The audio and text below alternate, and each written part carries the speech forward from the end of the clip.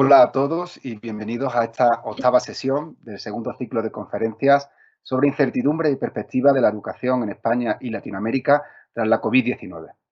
Mi nombre es Vicente Pérez y soy el director del Centro de la UNED de México. Y en esta sesión tenemos el placer de contar con la doctora María José Romero, decana de la Facultad de Relaciones Laborales y Recursos Humanos de la Universidad Castilla-La Mancha, en España. Facultad que además también forma parte de las entidades que han coorganizado este ciclo de conferencias. La doctora Romero es licenciada y doctora en Derecho por la Universidad de Castilla-La Mancha, universidad en la que actualmente es catedrática de Derecho del Trabajo y Seguridad Social.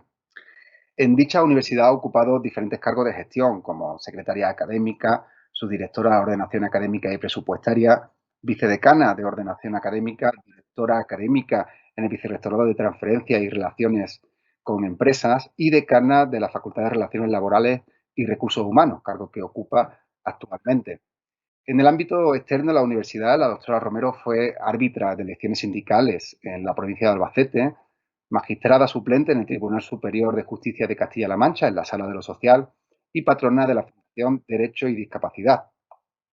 En la actualidad es directora del Aula de Estudios de Igualdad y Género, codirectora del Aula de Estudios Laborales y de Seguridad Social, miembro de la Asociación Española de Derecho del Trabajo y Seguridad Social y de la Asociación Española Salud y Seguridad Social. También es miembro del Consejo Asesor de la Revista de Derecho Social, del Consejo de Redacción de la Revista de Jurisprudencia Laboral, del Consejo Editorial de la Revista Trabajo, Personas, Derecho y Mercado y del Consejo Asesor de la Revista de Estudios Jurídicos Laborales y de Seguridad Social. El título de su conferencia es Las relaciones laborales en la emergencia de la COVID-19. Señora decana, es un verdadero placer contar con su participación en este ciclo y, por supuesto, con la de la Facultad de Relaciones Laborales y Recursos Humanos de la Universidad de Castilla-La Mancha. No me extiendo más y le cedo en este momento la palabra. Muy buenas tardes aquí en España, muy buenos días allá en México. El placer es mío estar aquí. Como no puede ser de otra manera, mis primeras palabras tienen que ser de agradecimiento ante esta invitación, ¿no?, formal y participar en el cuadro de destacados ponentes internacionales en este excelente ciclo de conferencias que llevan ustedes celebrando. También agradezco no solo la invitación como ponente, sino también como entidad coorganizadora, como decana de la Facultad de Relaciones Laborales y Recursos Humanos en la Universidad de Castilla-La Mancha. En este breve espacio de tiempo, pues no es fácil hablar de las relaciones laborales en la emergencia de la COVID-19 en un contexto pues sumamente preocupante, en un contexto internacional y en un espacio, pues como he señalado, de 25 minutos, ¿no?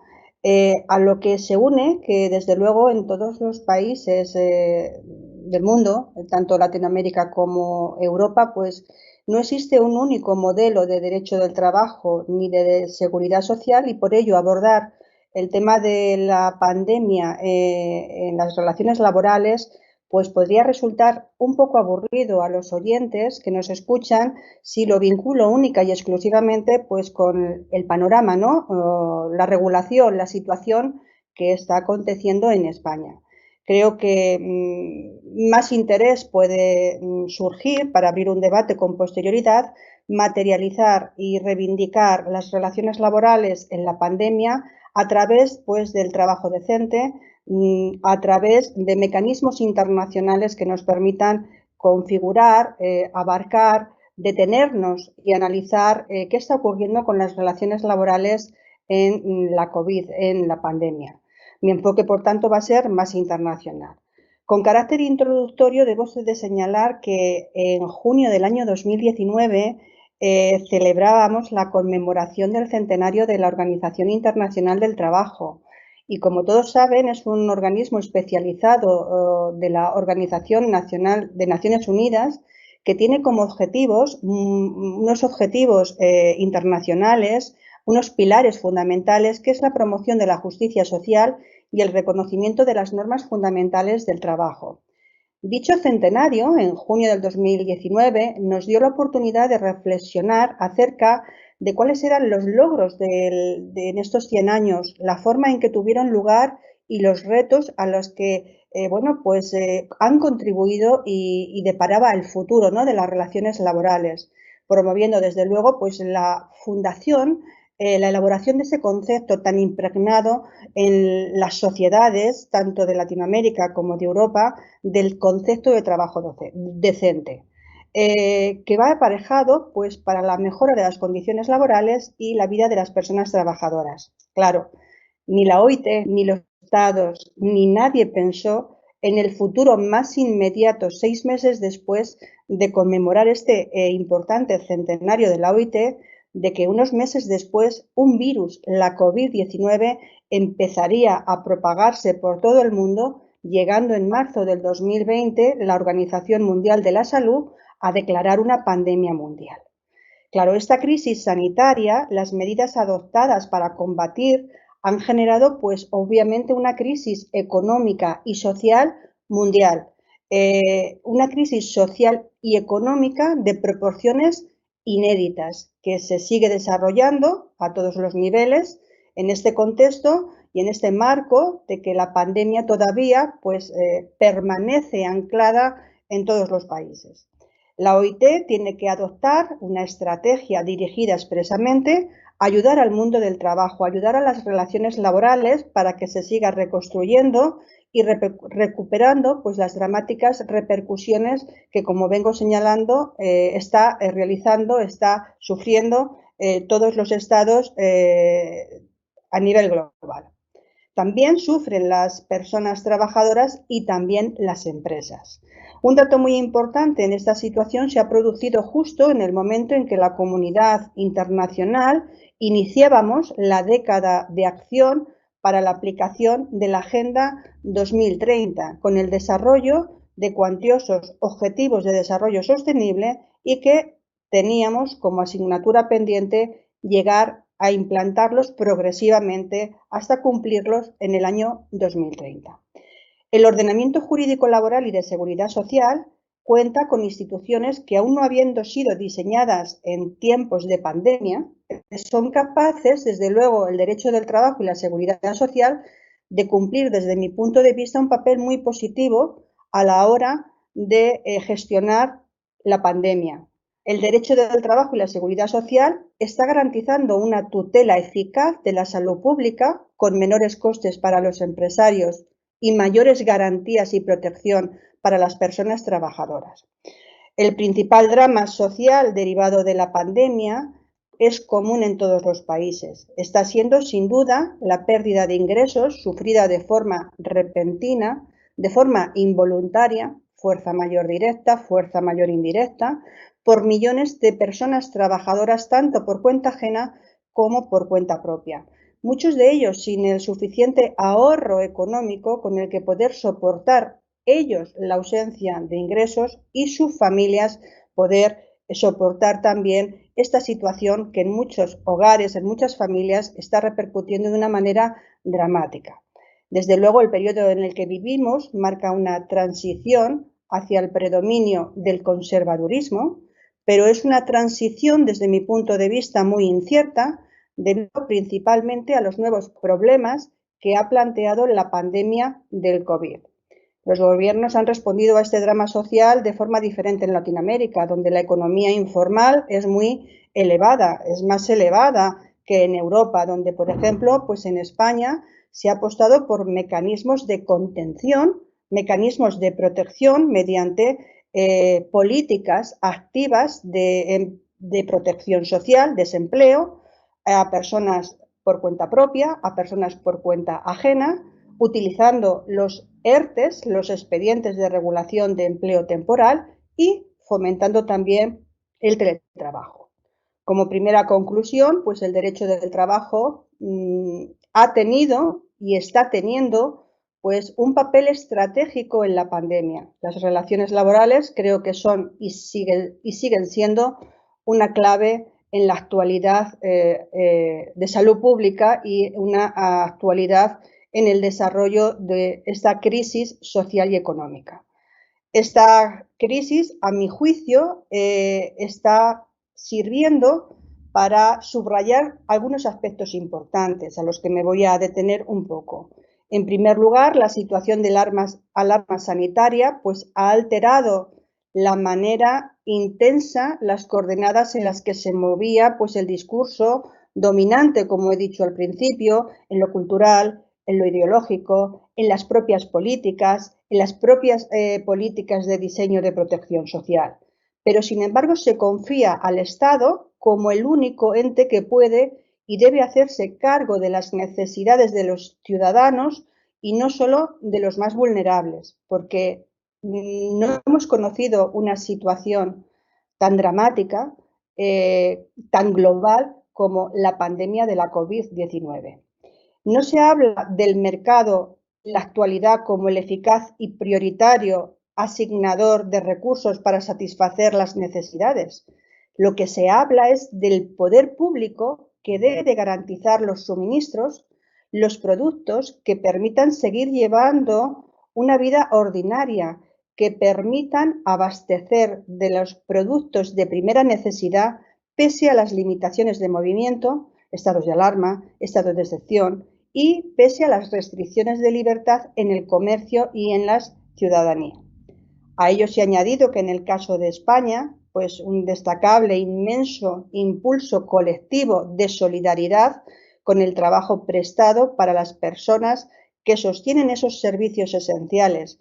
Entiéndase servicios esenciales el colectivo de sanitarios, las Fuerzas Armadas y cuerpos de seguridad, etcétera. En segundo lugar, me gustaría señalar que se ha puesto de manifiesto la función esencial del trabajo, la función esencial de un ordenamiento jurídico, el derecho del trabajo, su centralidad determinante en el mantenimiento de las sociedades modernas. Hoy nadie concibe que una sociedad moderna no esté reposada en un ordenamiento jurídico como es el derecho del trabajo. Ya no más emprendimiento como figura clave en la creación de riqueza, porque considero, algunos sectores de mi doctrina así también lo consideran, que no es lo mismo tener un trabajo que tener un empleo. El trabajo nos permite vivir con derechos, mientras que el empleo nos permite sobrevivir. A eso es a lo que me refería.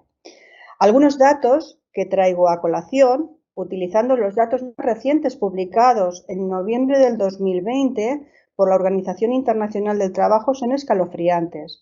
Una de las principales constataciones es que en los 3 primeros trimestres de este 2020 la crisis ha destruido el equivalente a 332 millones de empleos, 332 millones de empleos a tiempo completo, y que es poco probable que a corto plazo se produzca la recuperación plena. Son datos muy duros. La pérdida de empleos y los medios de subsistencia han sido especialmente duros para los sectores más vulnerables en el mercado de trabajo. Un hecho particularmente dramático para mí es que en Latinoamérica los 2.000 millones de personas ocupadas en la economía informal, 1.600 millones de personas ocupadas en la economía informal han visto amenazados por la inminente destrucción de sus medios de subsistencia como consecuencia de la pandemia, lo que evidencia rápidamente pues esa fuerza de crisis económica y social, y puede convertirse en estos casos donde los países tienen un fuerte potencial de la economía informal, desde mi punto de vista puede convertirse en una crisis humanitaria de primer orden cuando no hay sistemas de protección social adecuados. Es grave lo que he señalado. Los jóvenes, por otra parte, que ya experimentaban una situación muy precaria en el mercado de trabajo. Me voy a referir al porcentaje de desempleo juvenil en España, de los más altos de la Unión Europea, que roza en la actualidad aproximadamente el 43-44% de desempleados de nuestros jóvenes. Han sido afectados por la interrupción de su educación, por la interrupción de la formación y, desde luego, la pérdida de los empleos se genera pues un eslabón más de esta crisis social y económica. También las mujeres se han visto desfavorecidas, en particular porque se concentran en los sectores más golpeados y asumen responsabilidades adicionales en el cuidado de las tareas familiares, en el cuidado de las tareas de hijos, cuidado de hijos, por el cierre de centros escolares y otras instituciones. También se han visto agravados en esta pandemia los trabajadores migrantes, que se han visto en situaciones de gravísima precariedad, incluso de peligro, porque corren el riesgo de que sean enviados a la fuerza a sus países de origen o infectarse por la COVID de una manera más fácil debido a sus condiciones de alojamiento y sus condiciones de trabajo precarias. Desde luego, la OIT estima que en los 9 primeros meses del 2020 las pérdidas mundiales de ingresos laborales fueron de 3,5 billones de dólares americanos. Inevitablemente, cuando el mundo empiece a superar la emergencia sanitaria de la COVID con la deseada y avanzada vacuna, se encontrará con niveles pues bastante más altos de desempleo, precariedad, pobreza, tensión social, desigualdad. Y esto afectará sin duda a la consecución de los objetivos del 2030, a los objetivos del desarrollo sostenible. ¿Qué respuestas se están dando en los diferentes países muy condicionados por las políticas de sus estados, muy condicionados por el matiz político ideológico de sus estados? ¿Cuáles son las relevancias que las políticas derivarán en una protección, en un derecho del trabajo fuerte, etcétera? Pues dependerá lógicamente de cada uno de los países, pero yo creo que el periodo transcurrido desde que se decreta una pandemia mundial desde marzo del 2020 hasta ahora hemos aprendido mucho y desde luego creo que los estados deben de articular unas estrategias que combinen desde mi punto de vista lo que la Organización Internacional del Trabajo ha venido recientemente a defender como 4 pilares fundamentales. El primero de ellos es estimular la economía y el empleo. En segundo, apoyar a las empresas, a los empleos y a las retribuciones. En tercer lugar, proteger a los trabajadores en el lugar de trabajo. Y en cuarto, recurrir al diálogo social para encontrar soluciones. Desde luego, en Europa, muchos Estados miembros han adoptado políticas de esta índole en función de sus circunstancias específicas, pero siempre han tenido un denominador común en estos 4 pilares que he señalado anteriormente. Desde luego, debido a la incertidumbre que nos rodea, la evolución de la pandemia y el proceso de recuperación, la garantía de los derechos de los trabajadores y avanzar a unas relaciones laborales democráticas, bueno, pues es imposible predecir a ciencia cierta en qué medida estas políticas seguirán siendo de actualidad.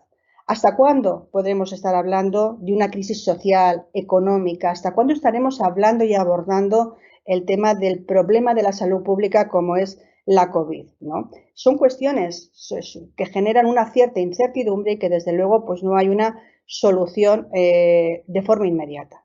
Desde luego, por definición, estas políticas que deben de adoptar y que han adoptado todos los estados a nivel mundial, bueno, pues han tenido un impacto muy directo en la pandemia.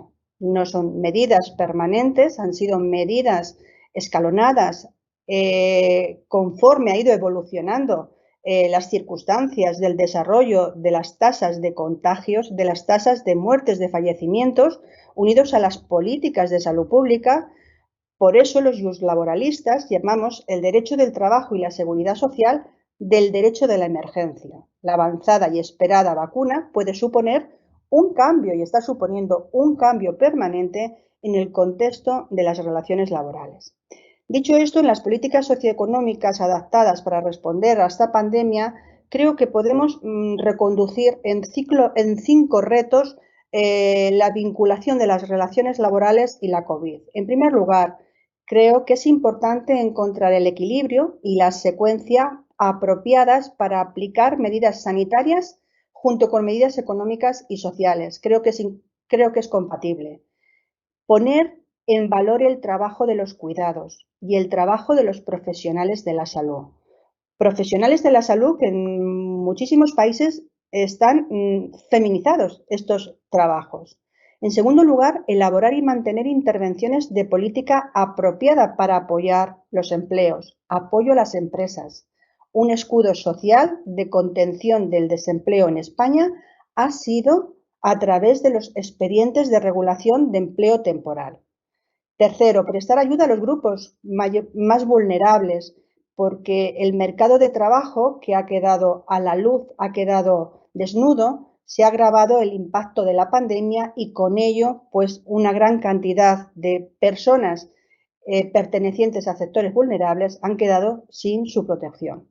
En cuarto lugar, fomentar acciones internacionales coherentes para elaborar y financiar una respuesta verdaderamente global a la crisis mundial, porque si reconocemos que en contextos sociales de crisis económica, de crisis social avanzada, los países no han sido capaces de salir de esta crisis por ellos mismos. Han tenido que acudir a las fuentes de financiación internacionales. También, por quinto lugar, asegurar de que los interlocutores sociales participen plenamente en las respuestas. Una afirmación muy pacífica en mi ámbito científico es que las crisis mundiales han demostrado que los gobiernos no pueden superar por sí solos estas fuertes conmociones, estas fuertes crisis sanitarias, sociales y económicas. Un ejemplo importante es que la respuesta a la pandemia de la COVID se apoyó en nuestro país y se está apoyando mucho en nuestro país a través del diálogo social, lo cual no demuestra solamente la utilidad de la concertación social o del diálogo social, sino que para elaborar las medidas sociales y económicas prácticas en una situación de gran urgencia, y la concertación social resulta, desde nuestro punto de vista, un instrumento de gobernanza obligado para unas sanas y democráticas relaciones laborales.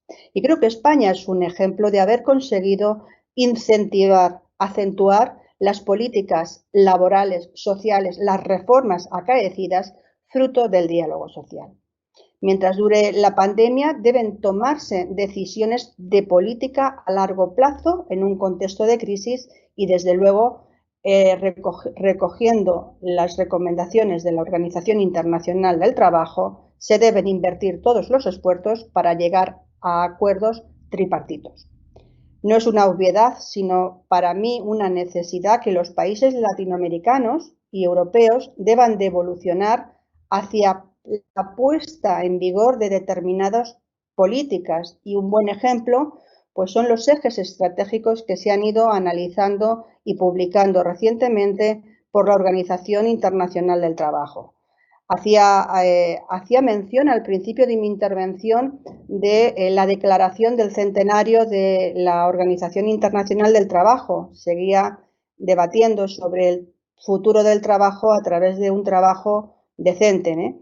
Bueno, pues el trabajo decente, desde mi punto de vista, debe seguir trabajándose en una época, en una pandemia, en una crisis que no hemos conocido con anterioridad. Todas estas consideraciones que les vengo señalando como retos, como objetivos, pues tienen también que ir acompañada, desde mi punto de vista, de unos ejes vertebradores en el sistema de las relaciones laborales.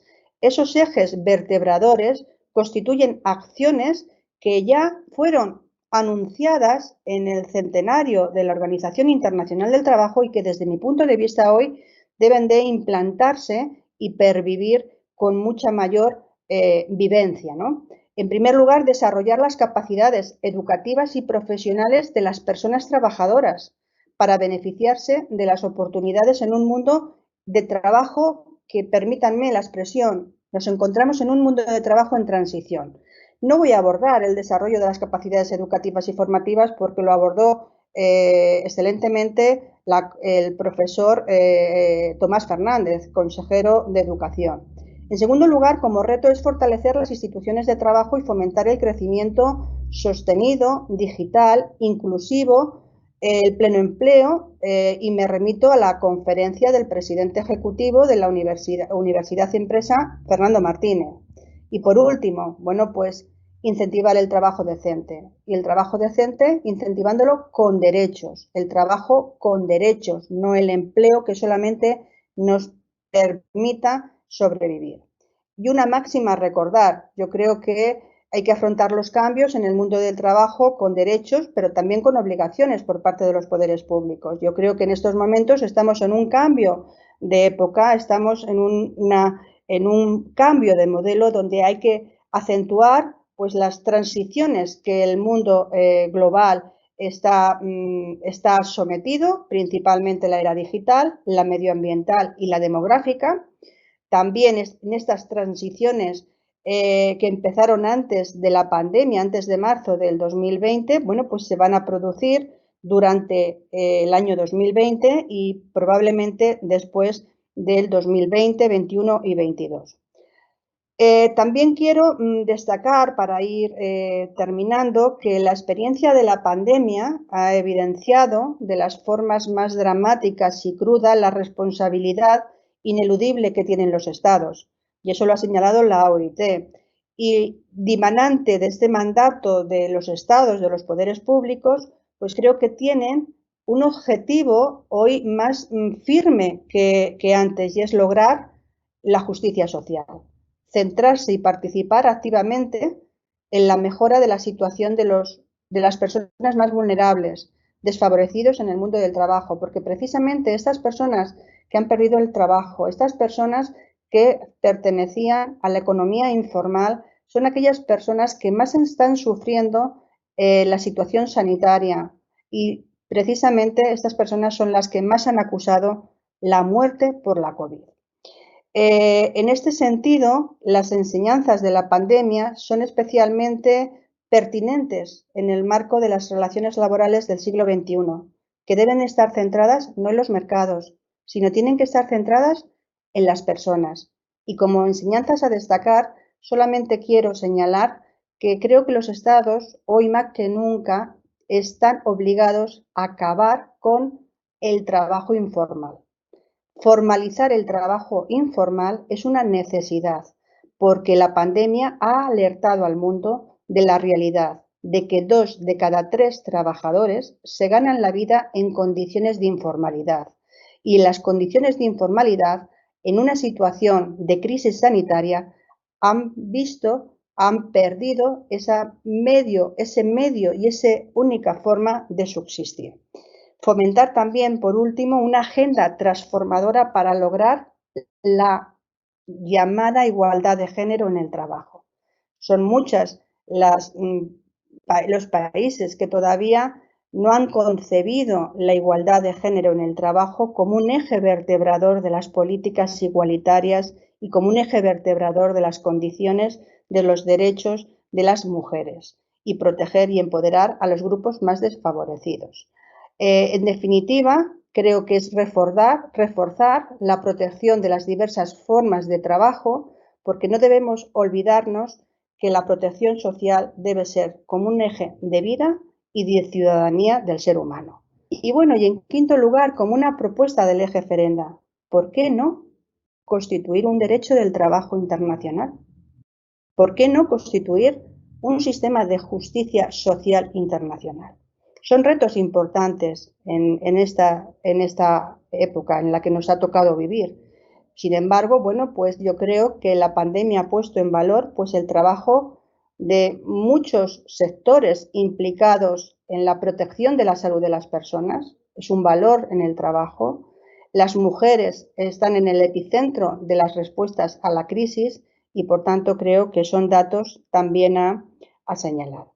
Y por último, pues sí que me gustaría, para abrir un debate, ¿no?, para concluir, pues que el futuro, ahora más que nunca, necesitamos, desde luego, pues un derecho del trabajo, un derecho de la seguridad social vigorosamente sustentado y dotado de una capacidad para hacer frente a los riesgos, para hacer frente a esta pandemia y afrontar sus efectos sobre las personas. Que el eje central de la vertebración de la protección en una situación de pandemia sea ejercida para las personas, no para otros ámbitos. Desde luego, el derecho del trabajo es un ordenamiento que se ha configurado como un ordenamiento jurídico estratégico en la pandemia. Y nos gustará tratar de fijar algunas u otras cuestiones, ¿no? Nos gustarán más o peor en función de los estados. de Latinoamérica, en función de los estados de la Unión Europea, pero estamos en un escenario distópico, sino, bueno, pues a lo mejor no todo lo contrario, ¿no? Nos encontramos en un escenario que, como describía Saramago, de ceguera blanca, que condena a la humanidad al confinamiento global, recibiendo, pues desde luego, una lección de humanidad sin precedentes y una lección de vida destinada a proteger la salud y la vida de las personas más indefensas, porque no olvidemos el grandísimo número de personas que han fallecido y que van a fallecer en los últimos meses por esta pandemia. Muchísimas gracias. Muchas gracias, señora decana. A continuación intervendrá el magíster Humberto Correa Cánova. Es decano y docente de la Facultad de Economía de la Universidad Nacional de Piura, a quien le agradecemos enormemente que aceptase la invitación a participar. Profesor, le cedo la palabra. Muchas gracias, amigos de UNED México, organizadores, y por haber invitado a nuestra universidad, y especial saludo y felicitación a la doctora María José Romero por su brillante exposición que ha abarcado casi todos los aspectos que acontecen con pandemia y post pandemia, a esperar poder solucionar en un escenario bastante complejo. Formularé algunas reflexiones de su exposición, combinándolas con las mías, y al final tal vez un par de preguntas si es que hay lugar a ello. Efectivamente, como ha señalado la doctora María José, la economía mundial atraviesa un grave problema, el mayor recesión en la última centuria, pero ello también se refleja en las escalas regionales de Europa, de América Latina o Norteamérica o cualquier lugar en el mundo, país o localidad, que es la referencia que nosotros particularmente tenemos y estudiamos, ¿no? Y esta crisis es tan profunda que, según ya algunas alertas que lanza la CEPAL, aquellos que han crecido por debajo del promedio de 1% tardarán más de una década en recuperarse, y aquellos que tienen las más profundas caídas, como es en el caso de mi país, el Perú, pues tardará 3 a 5 años para recuperarse, si es que hay algunas condiciones que se cumplen, como ha manifestado. Pero esto no está solo, ¿no? Ya teníamos problemas en la economía mundial a partir de la crisis financiera, de la burbuja inmobiliaria 2007, 2008, 2009, y a ello también una crisis fiscal, particularmente en Europa, donde las deudas en algunos de los casos comienzan a superar el PBI de un año, y a nosotros en América Latina y los países en vías de desarrollo en general del mundo preocupa mucho, porque eran parte de nuestros clientes, de nuestro mercado, y de lo que reflejaba también las condiciones de actividad económica. A su vez, tenemos en este corto periodo de casi una década otra crisis, como es la sanitaria, la crisis motivada por la COVID, y según hay anuncios de los especialistas en este sentido, es algo que nos acompañará. Por lo tanto, las reflexiones vienen a qué puede estar ocurriendo en la próxima década de manera importante, no solamente como aspecto de recuperación, sino del cambio del modelo, como se ha señalado, no solamente en el aspecto económico, sino también hacia lo social, en cuanto a aspectos fundamentales como es la salud en primer lugar, porque sin ello no hay las otras posibilidades, y lo que también tocaba al final la doctora María José, en el tremendo desfase que tenemos de la educación, que nos plantea cuestiones fundamentales de cara a lo que ya Europa y el mundo desarrollado vive, como es la revolución 4.0, o lo que ya se avecina a nuevas condiciones cada vez más cercanas de una revolución 5.0. En este desfase y en esta brecha tan marcada en el mundo, en materia de tecnología, que tiene como base la diferenciación educativa, está la otra gran problema, ¿no? En tercer lugar, quería destacar también de esta presentación el rescate como dimensión del profundo cambio que se produce en las personas, ¿no? Y ahí también tenemos algunas referencias importantes que tal vez habíamos dejado de lado, porque el inmediatismo del consumismo, de la producción orientada de alta tecnología, de menor costo, va implicando que nos olvidemos, por ejemplo, de los efectos que tendremos a futuro del cambio climático. La pandemia, se dice, es consecuencia ya de ello. Los agravamientos en el clima como resultado de esta variabilidad climática sostenida por centurias ya a partir de la revolución industrial plantea condiciones que pueden explicar esta pandemia, anteriores y las que vendrán. Y desde la perspectiva económica también, que se están fortaleciendo los límites al crecimiento económico, que converja y disminuya las desigualdades entre los países y que ello plantee con una adecuada distribución de la riqueza sobre esa base del derecho al buen empleo que deberíamos tener, van a plantear serias cuestiones en la próxima década, ¿no? Y como si esto fuera poco, y que también señalaba a grandes rasgos la doctora María José, está el tema de la débil institucionalidad, ¿no? Y de esta institucionalidad en la gobernanza mundial, ¿no? Que ha fallado realmente y que plantea un cuestionamiento que podría constituirse en una gran primera pregunta, el tema de estas crisis recurrentes, si es que hay campo real para la solidaridad a nivel internacional, no solamente en el aspecto económico, sino, como bien señalaba, a los aspectos respecto a la normatividad que garantice dicha gobernanza en términos de empleo, de generación de riqueza de manera más justa, porque no podemos negar que es un ente motivador en la naturaleza humana, pero que debería reflejarse que todos estamos aún en el mismo barco y que nadie puede ser beneficiado si es que no llegamos a buen puerto, ¿no? Entonces ahí hay una cuestión también importante por reflexionar, como decía bien la doctora, para abrir un debate que creo que debe mantenerse en nuestros países o en nuestros continentes.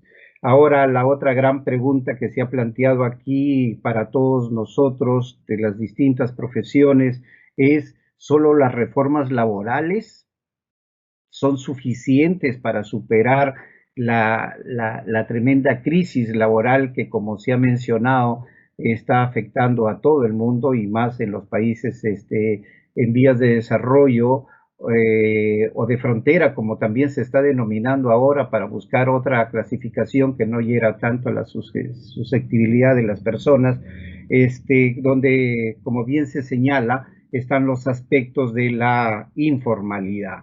El rol del Estado es la otra cuestión clave aquí, si es que pensamos en acciones tipo keynesianas puras, o es que hay un tema como sociedad solidaria, a buscar una redefinición y modernización del Estado en torno a una condiciones de derechos básicos, como se ha señalado, el tema de la alimentación, el tema de la seguridad, el tema del empleo como garantía de la riqueza, pero también de los abusos de la posición de quien es dueño de los medios de producción en el mundo, ¿no?